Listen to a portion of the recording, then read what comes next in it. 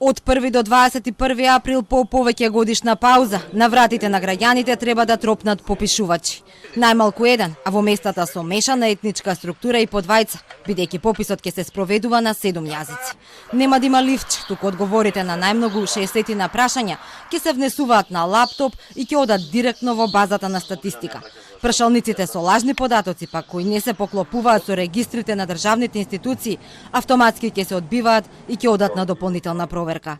Статистика ја објави методологијата за пописот. Велат, тие се подготвени. Попис мора да има, оти така им налага законот. Можеме се ова да провериме, така да јас апелирам, а и потенцирам дека секој се проверува, никој да не се обидува да дава погрешни податоци, бидејќи се е проверливо и докажливо.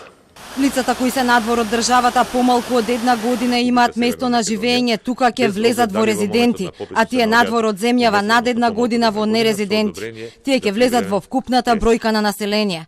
Ќе можат сами да се попишат од 1 март до 21 април на посебна апликација само за нив, која статистика тврди дека е безбедна. Доколку сами не се попишат, пак тогаш во нивно име податоци за нив можат да дадат лицата кои ги познаваат. Не може да се дадат некомплетни податоци за лицата. Во тој случај, апликацијата не го прифаќа одговорот. И кога некој лице дава податоци за друго лице, во сите случаи, кога дава податоци за друго лице, има можности и за лице што се отсутни, ама во земјата, не може да се даде одговор на оние прашања кај што се исклучиво бара лично изјаснување. Тоа се прашањата за етничката припадност, религиозната припадност и јазикот. Цимовски не сакаше да го коментира евентуалното одложување на пописот за кое се почесто деновиве говорат политичките партии.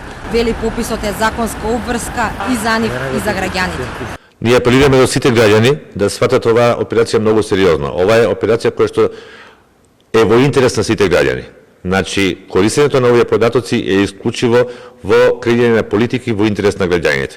Така да ниту еден граѓанин не би требало, само може да изгуби ако не се даваат податоци, ако се одбива да се даваат податоци во пописот. Користењето на овие податоци е во функција на граѓаните. Затоа и се носи закон со кој што се дава обврска да се учествува во пописот. Во најмасовната статистичка операција покрај комисиите треба да учествуваат и над 5500 реонски попишувачи. Протоколите за тоа како ќе се спроведува пописот, обуките и за тоа кој ќе ги попишува позитивните на ковид и тие во самоизолација ги очекуваат наредната недела. Но, зависно од состојбата во април, можно е да се носат и нови. Но сепак, дали ќе има попис во април, не одлучуваат само статистичарите.